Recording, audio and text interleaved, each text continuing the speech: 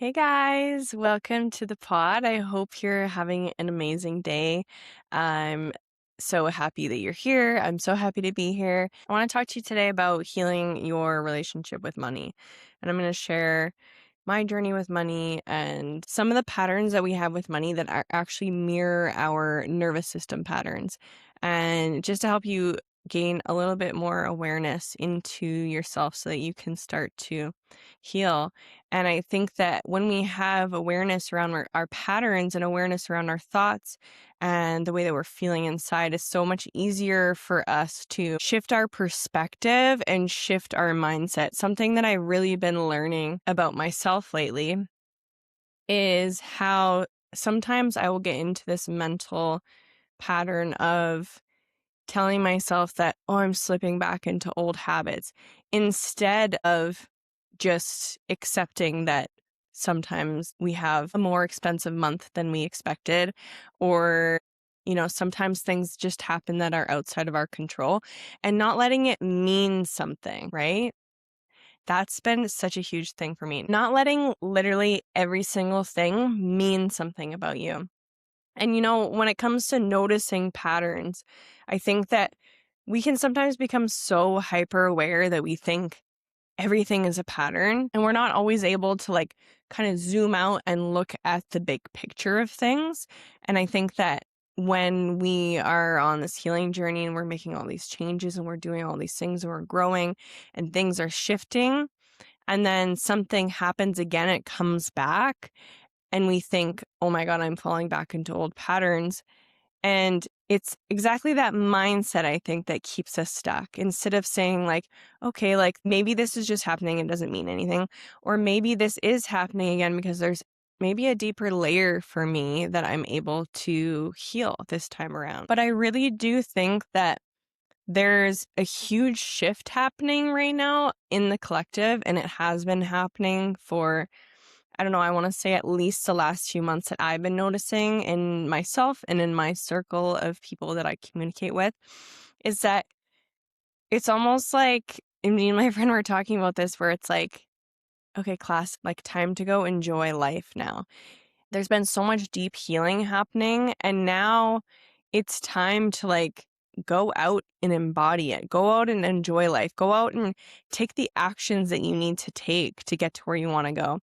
And I think that this phase of life as a collective is really about embodying the identity of who it is that you want to be, instead of being so focused on doing the shadow work and looking back into the past. I think that being able to look forward and focus on the bigger picture of things is so important. When we focus on all the little things that we need to do to get to where we want to go, it can feel very tedious, and I feel like we can almost slow ourselves down. Whereas if you can just stay focused, eye on the prize, where it is that you're going, and to think about embodying the traits, the habits, the patterns that best version of you would embody. And I'm not saying that shadows aren't going to come up, fears aren't going to come up. Of course, all that stuff is going to come up. But instead of being so focused on fixing what's wrong, being focused on embodying the feelings that you actually want to feel. I think that something that's really important when maybe you're at a place in your life where you don't know exactly where you're going or what you want to do. Maybe you don't know what your purpose is. You don't know what you want to, you don't know what job you want to do. Maybe you want to start a business. You have no idea. I think one of the most important things is to ask yourself, how do I actually want to feel? What's really important to me? What are my values? Are my values freedom? Are my values, working with a team? Are my values being connected to people? Are my values safety, having a consistent income or whatever it is? Knowing exactly what you want and what you desire to feel like is so much more important than needing to know all of the steps. Because coming from somebody who my life looks completely different than it did a year ago, and then even a year ago, my life looked completely different than it had a year previously, and like so on and so forth for the last few years. So many of the changes and the things that I expected never ended up happening, but everything that I wanted, essentially, I've gotten in ways that I wouldn't have expected. Even with money, that's such a huge thing. I made a post on my Instagram story yesterday. I was talking about how not very long ago I had this desire to live on an acreage, and I knew that I didn't want to have to deal with snow removal or mowing and stuff like that, and I wanted to pay somebody to do it. In my head, I was thinking to myself, it's probably going to be quite a few years before I'll be able to afford something like that. And then lo and behold, I ended up renting this place. I live on a farm with my landlord and her son and his family. They do the snow removal for me, and they do the mowing for me. So I ended up essentially manifesting what I want, but just in a completely different way than I expected. And I think that happens with money a lot of the times. Sometimes we think we need to make more or do more. And sometimes what ends up happening is we actually have expenses that we thought we would have are removed, or support that we never expected to have ends up showing up in ways that we just never expected. And that's the funny thing about money. It's like you always think that it has to be this specific way, or you always think that it has to be like I said, like making more money or whatever. And a lot of the time what ends up happening is that we receive support in different ways.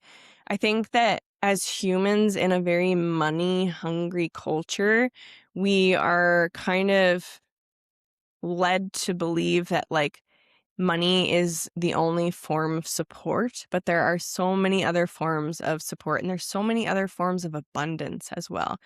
I always say this, like abundance is an ecosystem of things. It's wealth, it's time, it's money. And when we can start to look at our attitude towards all of these other things, I used to be somebody, and I would always find myself saying, I don't have enough time. I don't have enough time. I don't have enough time. And that pattern, it translates to all other areas of my life. And it's very interesting when you start to see one pattern, you might think, like, oh, I have this pattern with relationships. If you have a pattern or something that's coming up in your life right now that is completely unrelated to money, I want you to ask yourself, how does this pattern show up in all the other ways in my life? Because there's always a connection. And I think sometimes it really helps us to see how the pattern is reflected in all the other areas of our lives. It gives us like a different angle, and I don't know, it really just like helps you understand yourself better, I think, and helps you to release that pattern a lot easier. So something that I've really been focused on doing is connecting to the feeling of self-trust in my body. And to me, I think it's so great to be intentional about embodying certain kinds of feelings, because I've talked about this so many times before, right? The more you can feel the feeling of like the sensation of gratitude in your body, the more that you're going to start feeling grateful for everything in your life. And when you can feel grateful for everything in your life, you're literally just going to be more happy, and you're going to start attracting more happy experiences in your life. And the same goes with any feeling that you want to embody. Like for me lately, I've really been working with embodying the feeling of self-trust. And when I embody the feeling of self-trust, when I get into that and I can really feel it in my body, it feels very similar to like confidence. It feels very similar to pride and joy and gratitude. And all of these good emotions kind of start to get like wrapped up in each other. And the more that I connect with this feeling of self-trust, the more that I notice myself feeling more joy and more self-trust in other moments of my life. It's like the more that you practice connecting with it, the more you feel it. And that's why I love somatic work so much, because it's like you can literally program your body and your system like a computer to start feeling more of what you actually want. And that's what I was talking about earlier when I was like, okay, class is out. Like it's time to start truly enjoying your life.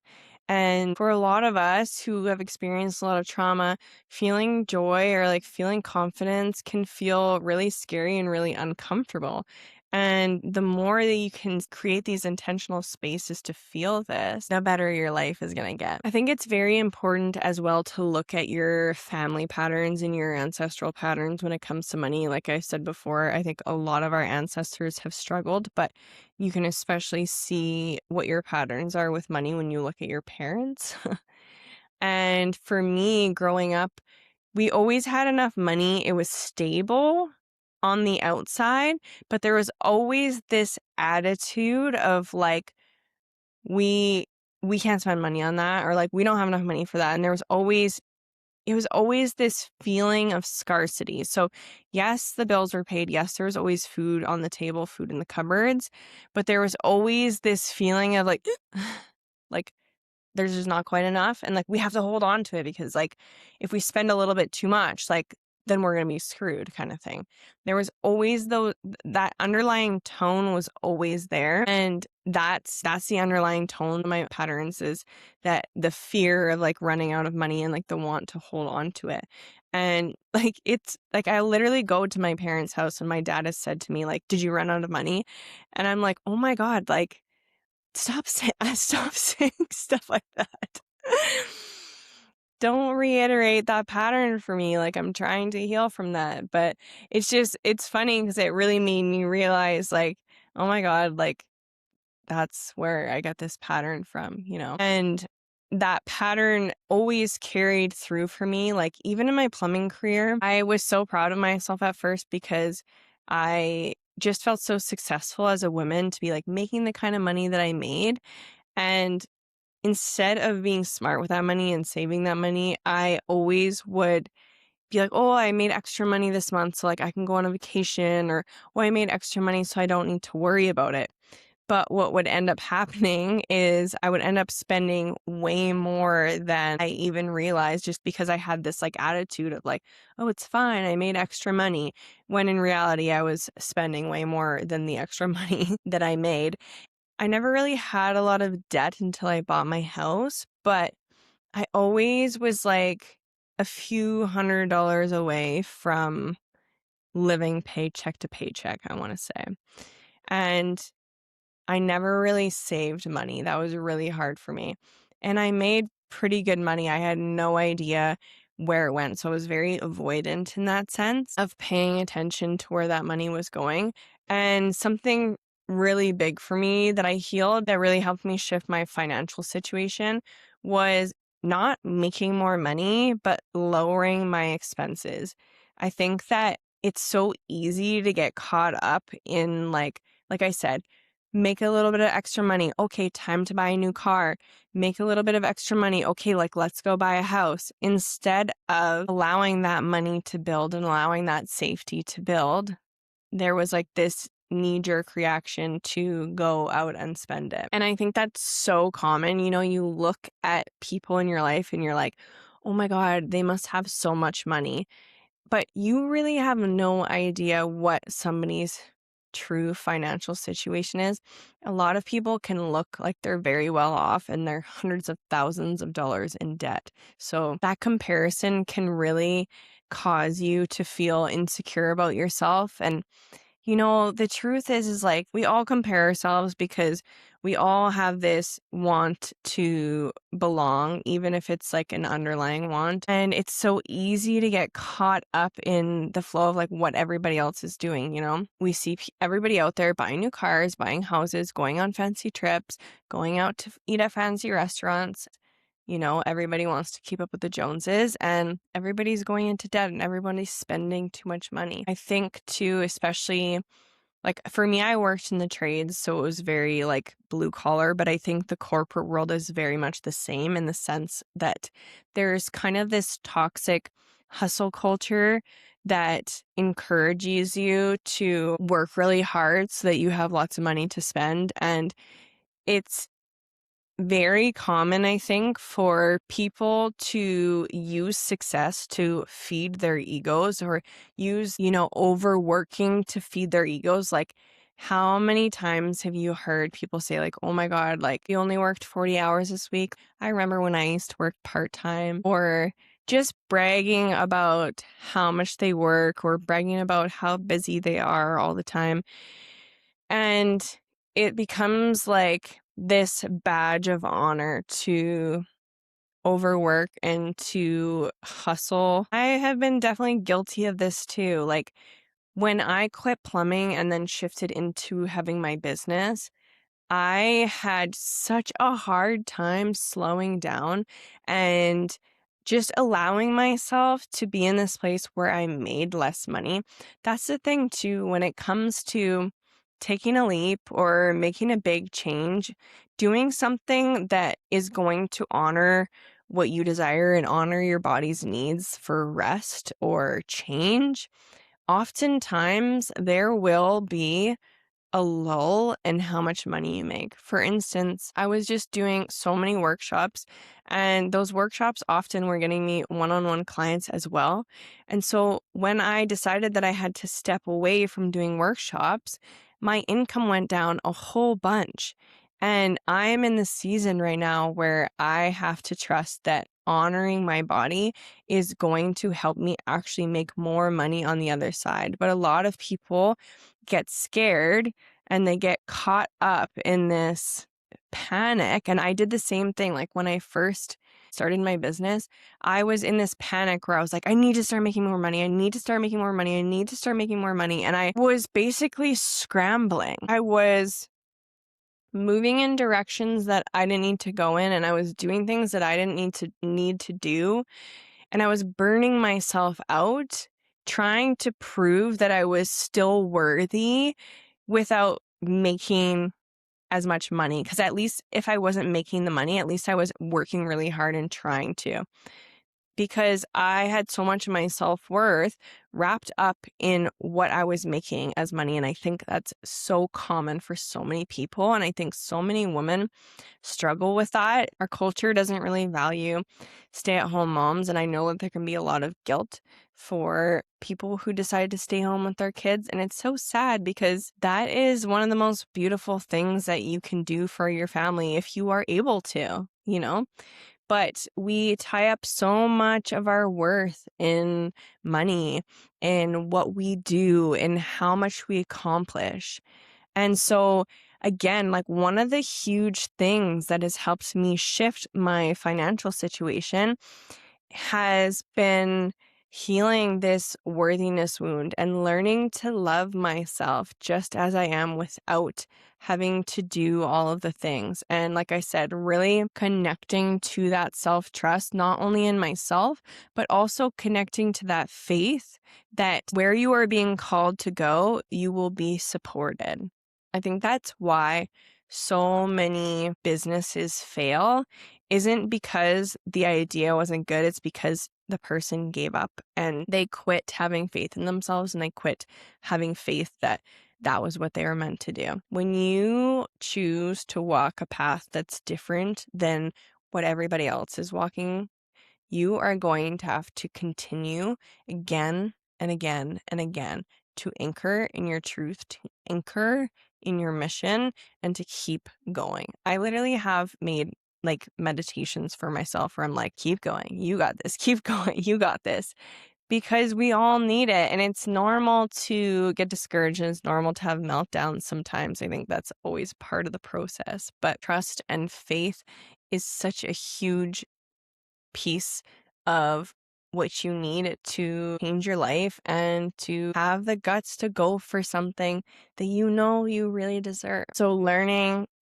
to find balance between the kind of toxic masculine hustle culture and the feminine aspect has been hard for me. I found that, like, once I started to heal the toxic masculine side of myself, I swung too far into the feminine, and I do sometimes still tend to swing a little bit back and forth between the two.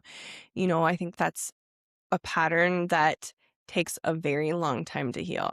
And that's another thing too, you guys, like, when it comes to your healing journey, I think when we heal something, we expect, like, okay, I worked on that and that's just going to be gone. No, you're going to keep working on the same patterns over and over again, especially the ones that are like core themes in your life, because that's what your soul came here to do. And it doesn't mean that you're failing. It means, again, like I said earlier, you're ready for a deeper layer of healing. Some of the biggest things that helped me shift my financial situation was doing the nervous system work, allowing myself to feel the feelings of fear and to feel the panic when it would come up. It's funny because as a somatic facilitator, I sometimes surprise myself when I realize that I'm not allowing myself to feel things. But I think that when it comes to those really uncomfortable emotions, that it is just so natural for us to want to avoid it that we don't even notice when we're doing it or that we're doing it. Like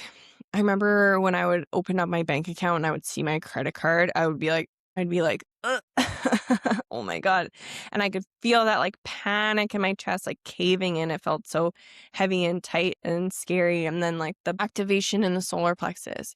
And I think one of the most important things to do is to actually let yourself feel that fear, because you can't just embody this perfect version of you who isn't scared or doesn't have any of those old fears. There has to be honesty and there has to be coherence between, you can't bypass these feelings. You can't shove those feelings down or shove them away. You have to be able to allow yourself to feel them so that you can move back into that self-trust, move back into feeling free or feeling joy or feeling happy or feeling safe, like whatever it is that you want money to feel like for you.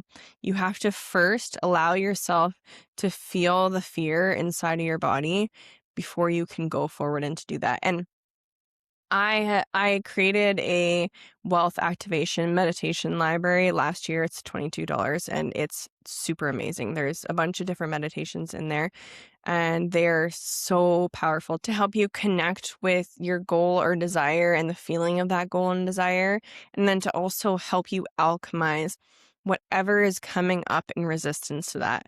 And there's meditations like, I think there's like a journey to self-love, because for me, learning to love myself was such a huge integral part of my journey to making more money. Because if you don't love yourself and you don't think that you're worthy of money and support, you're going to sabotage yourself and you're going to push away all of that support. So you need to learn how to receive and learn how to accept that. And to me, that's through a journey of self-love. Also, I want to touch on this again, like your perspective and your awareness around your thoughts, around how you're behaving, are almost more important than how you are actually behaving. If I blow 10 grand on my credit card this month and I tell myself like, oh my God, you're falling into old money habits and you're right back where you started, and how are you ever going to pay this off? And like, you're so dumb. Like, how could you do this? I am going to slip into this toxic spiral of self-deprecating thoughts instead of saying, I had a really expensive month this month, and that's what credit cards are for, and it's not a big deal, and I will pay it off soon. So being able to have that awareness around your thoughts and where your thoughts are going, to be able to stop those thoughts in their track, is truly, truly a life-changing thing. But you have to have the awareness to be able to notice when those thoughts are coming up, notice when the mind starts to go down this dark road, because it doesn't matter how much money you could have $100,000 in your bank account and you could still have the same fear of, I'm so scared that the money's going to run out, because we often think that something is going to fix the fears that we have or take away the fears that we have. If we just have this one thing, if we could just feel love, then we'll really be happy. If we could just have a fat savings account, then we'll finally feel safe. If I just had more time, then I would feel more free. No, you create that safety. You create that freedom. No matter what life you have, you can create more of what you really want. So when it comes to money, for me, money represents a lot. Money represents freedom. It represents safety. It represents choice.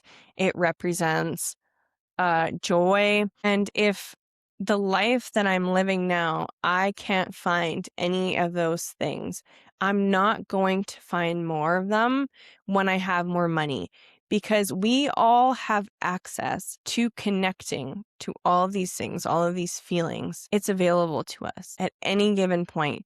We just have to choose to look for it and to connect with it. If your life feels so busy and so hectic and so frantic, and you desire freedom, start looking for the little pockets, the little tiny, tiny, tiny moments of freedom. Start asking yourself how you can create little tiny pockets of freedom, and it will start to grow. Start noticing the moments or the things that make you feel safe. Start doing more of the things that make you feel safe. Start doing more of the things that make you feel joy or freedom. Do you see what I'm getting at here? I know I talk about these things all the time because it's like a core foundation of my work. And even for me, I need to be reminded of it all the time. We forget that everything that we want is available to us. And it's so easy to get caught up in this mindset of, I need this to feel that. No, no, it's already available to you. It's already available. And that's a huge part of my somatic work, is helping you connect to that feeling that you want, helping you tap in to the abundance, helping you tap into the self-trust, helping you tap into the safety, helping you tap into all the things that you want. And I am in super creator mode right now. Since I quit doing my workshops, I have so much more capacity for creation, and I have been doing a lot of creating behind the scenes. So continue to stay tuned for more and more healing content and courses for me to help you tap into that. But for now, I do have the Wealth Activation Meditation Library, and you definitely want to go check that out because it's going to help you. The somatic alchemy practice that is included in that course, is that alone is enough to change your entire life. If you did that somatic alchemy practice every day for a month, your life would change. If you did it for 2 weeks, I guarantee you'd see a big shift in your life. It is truly, truly, truly, truly amazing. And it is honestly like the basis of my work. And I will definitely be linking that in the show notes. So make sure you have a look after you finish listening to the episode. So for me, I learned that the root of my money problems didn't actually really have anything to do with money. It had to do with my lack of ability to feel safe and my lack of self-trust that I had in myself. So something that you can do when you're done listening to this episode is sit down and write down all of the fears that you have around money, all of the feelings of scarcity that you have around all the different parts of your life, not just money, but time and health as well. Things like that. Start to notice where you feel scarcity and where you have, like, which parts of your life you have that negative mindset around. And once you can start to see all of your fears, you can start to recognize the commonalities and your nervous system patterns. Every fear we have is connected to a nervous system pattern, right? Like that fear of money running out. It shows a pattern of hypervigilance, never feeling safe. If you feel like you completely avoid your finances, or you tend to avoid things because it just feels too overwhelming to even look at, that can show, patterns of avoidance because your system is overwhelmed. Maybe your system is in fight or flight and you have no capacity to deal with anything that feels extra or feels scary at all. that's, something to look at too. A lot of people tie productivity to survival. Like, I have to keep going. I have to keep going because if I stop, everything will fall apart. Or if I stop, the money will stop flowing and everything will run out. I think a lot of people struggle to receive in certain circumstances too. Something that I hear a lot in my world, especially in the healing industry, a lot of women saying things like, "Oh, I don't believe you should charge money for Reiki." And to that I say, "Okay, you don't value your time at all then." And that shows me that that person has a pattern of unworthiness or a pattern of people pleasing, a pattern of codependence, self-sacrificing kind of behavior, that pattern of being a martyr. I think money is one of the best things or tools that we can work with to show us like what's actually going on inside because literally everybody has to deal with money. Relationships can show a lot of patterns and show a lot of what's going on in the subconscious, but money is such a huge mirror for what's going on inside. Like, it's so complex. And money, I think, is such a painful thing for so many people. It's so hard for so many people. There's a lot of people living in survival and just never feeling like they have enough and feeling a lot of shame around money. And I just really think that if you can start to shift the way that you feel around money, if you can heal your actual relationship with money, how you view money, you know, viewing it as something neutral instead of making it mean something, because money is just currency, right? It might trigger a lot of feelings inside of you. It might trigger a lot of fears, but money is actually neutral. So being able to see that and take ownership for our side of the relationship when it comes to money is so empowering. And like I said, really truly thinking about what do I truly like, why do I want more money? Why do I want more abundance in my life? What is the feeling that I'm trying to call in? Start connecting to that as much as you can. And then again, be with the fear, be with what comes up in resistance to what it is that you want. But I find that the more and more I connect to the feeling of self-trust or the feeling of joy, the feeling of freedom, the less stuff comes up in resistance to it. And the more it just becomes about practicing feeling it in my body and holding it in my body so that this becomes my body's new normal. I always hated the idea of budgeting. It always felt very restrictive to me in the ways that it's taught by a lot of people. There's a lot of things that I did to save money. Back when things were really tight financially, I really cleaned up my financials and I was able to downsize a lot of the things that I was spending money on without actually really giving up anything. Like, I changed phone companies and I paid way less for my phone every month, or called my internet provider and got the cheapest plan available. Didn't actually have to give anything up for speed or whatever, like things like that. There's so many ways to downsize your expenses, but to me, I don't love to focus on that as like the hugest strategy. I think it's very important to know about it. I think it's very important to do, but I don't think that it needs to be like the main focus when it comes to expanding your capacity to hold more money.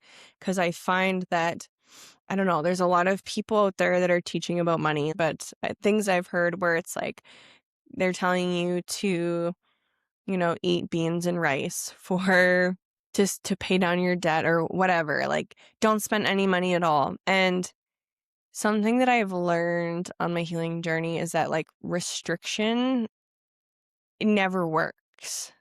You want to find a way to give yourself enough spaciousness that it doesn't feel like you are living in scarcity anymore. Because One of the biggest things that we want to shift when we want to heal this relationship with money is the feeling of scarcity. Because again, it doesn't matter how much money you have if you don't heal the scarcity wound, if you don't shift your perspective around scarcity, you will never feel like you have enough. So I find that a lot of these really strict regimens are very heavy on the scarcity mindset, and I don't think that's very healthy.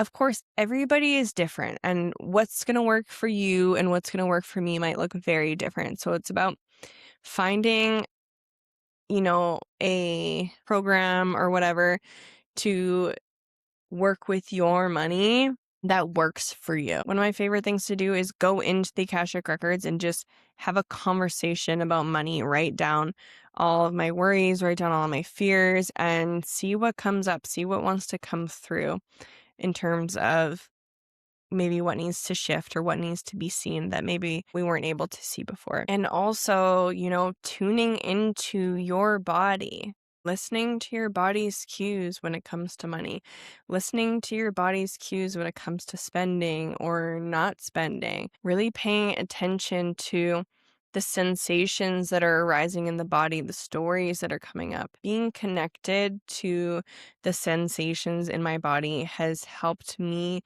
in following my intuition and following my inner guidance more than anything I want to say in the entire world. Being able to connect and be aware of everything that's going on in my body has been the biggest clue in showing me or telling me what is right for me and what is not. And my Somatic Foundations course is really going to help you connect with this and show you how to connect with the sensations in your body safely. So make sure you stay tuned for that when it comes out. Hopefully, it will be coming out in the next few weeks. I'm just working with my body and my energy levels right now to create when I have the energy and to rest when I feel like I need to rest. But that is all for today. I hope you guys enjoyed the episode.